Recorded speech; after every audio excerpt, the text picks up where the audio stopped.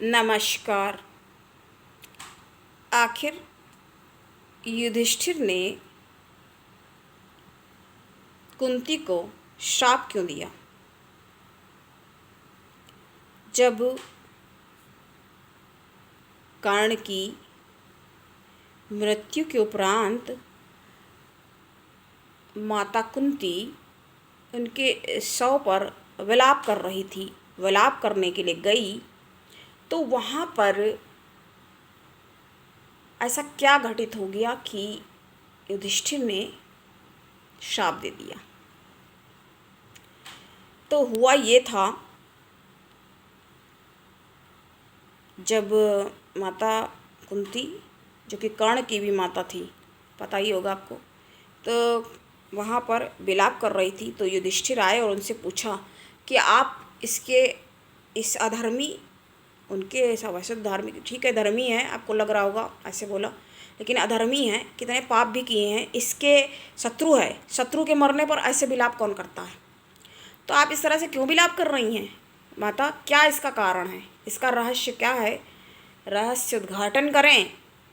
तो रोती ही अवस्था में, रोते हुए ही, विलापग्रस्त होने के बाद बोली कुंती माता युधिष्ठिर और पांचों पांडवों को उन्होंने कहा कि ऐसा है, शत्रु नहीं है ये, और ये आपके ज्येष्ठ भ्राता हैं, आप सभी इनके छोटे भाई हैं, बड़े भाई हैं ये आपके, इनको प्रणाम करो। उल्टा उन्होंने ऐसे कहा। तो उनने कहा क्या? सब लोग शॉक्ड हो गए ना। तो उसी समय बहुत ज़्यादा क्रोध में धर्मराज युधिष्ठिर, जी हाँ उनको धर्मराज कहते हैं, तो बहुत ज़्यादा क्रोध में आ गए। तब उन्होंने कहा कि इतना बड़ा झूठ, इतना आपने झूठ बोल दिया, तो अब संपूर्ण स्त्री जाति के लिए श्राप है कि आप कभी अब कोई औरत, कोई स्त्री, कोई रहस्य नहीं रख पाएगी।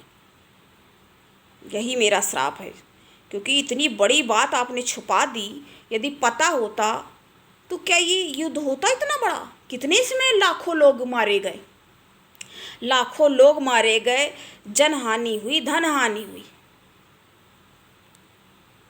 और क्या ये बात ये जानते थे? तो पता चला कि हाँ, वो भी ये जानते थे। कितना मतलब दुखित, सभी पांचों भाई बहुत दुख से ग्रस्त हो गए, बहुत दुखी हुए कि बताओ इतना सब कुछ उनके विषय में। अब बाद में वो सारी बातें उनको सोचने लगने लगी कि बताओ इनके बारे में क्या क्या बोला और क्या क्या कहा, ये भी इतना कुछ झेलते रहे। तो यही बात थी कि आखिर क्यों श्राप दिया कर्ण की मृत्यु पर कुंती को? किसने? युधिष्ठिर ने, उनके ही पुत्र युधिष्ठिर ने।